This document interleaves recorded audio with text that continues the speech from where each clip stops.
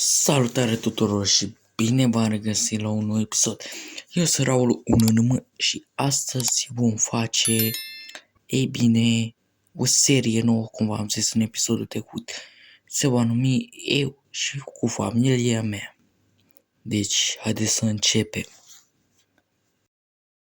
Wow, mâine e prima zi de grădiniță. Oh my god, nu vine să cred. Da, mi-e cam frică de grădiniță. Mami, unde ești, mami? Nu e aici. Stai cu... Mami nu e aici. Uite acolo. Mami, vreau să spun ceva, mi-e frică de grădiniță. De ce să-ți fie scumpule frică de grădiniță? Acolo te joci cu copii, nu te bazi nimic. Acolo e numai fericire, te bucuri și de-aia. Nu trebuie să-ți fie frică. Nu știu, mami, dar mie mi-e chiar frică. Și mi-e frică, nu pot.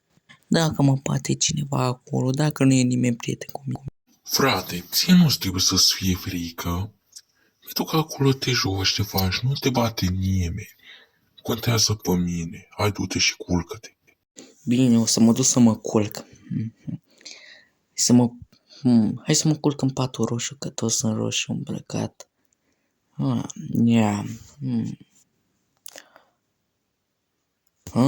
Gata, s-a făcut și dimineață. Asta cred că or fi grădinița. Da, asta e grădinița. Să vedem dacă mă împrietenesc cu cineva. Nu. Oh, hei, bună. Da, chiar e distractiv aici. Am stat o oră și deja distractiv, dar nu mi-a făcut niciun prieten. Hei, bună, vrei să fim prieteni? Că stau și aici de oră și nu mi-a făcut că am niciun prieten.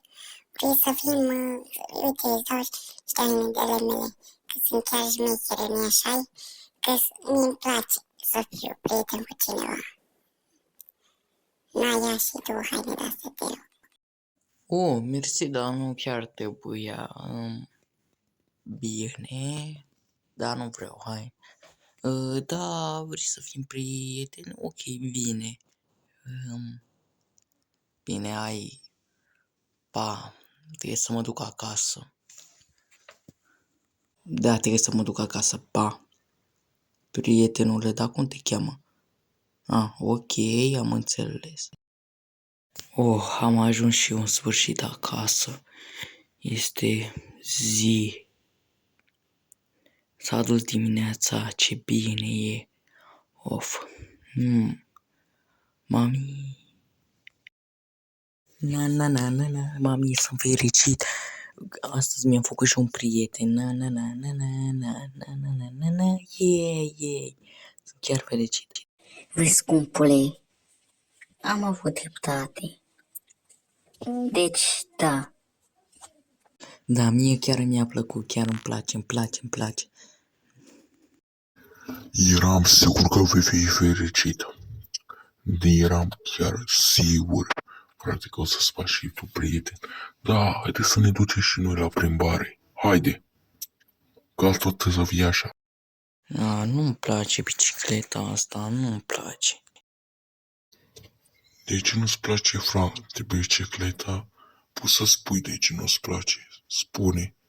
Nu mai vrei roțile acele? Nu e acea treabă. Eu vreau bicicleta să fie roșie. O vreau roșie. Bine, scumpule, dacă vrei bicicleta roșie, hai că ți-o facem. Cum e? Mulțumesc, mami. Mulțumesc, Alex. Eu mai mă dau așa. Deci, cine ajunge primul până la asta, până... Se mai numea, nu mai știu. Până la restaurant, câștigă. Nu, ne-a luat-o dinainte, mama. Haide, mamă. Hai, mamă, vino. Ne-a luat dinainte, micuțul. Și cam acesta a fost episodul de partea 1. Eu am fost Raul 1 și dacă vreți în comentariu să-mi scrieți povești în comentariu. Cam acesta a fost episodul.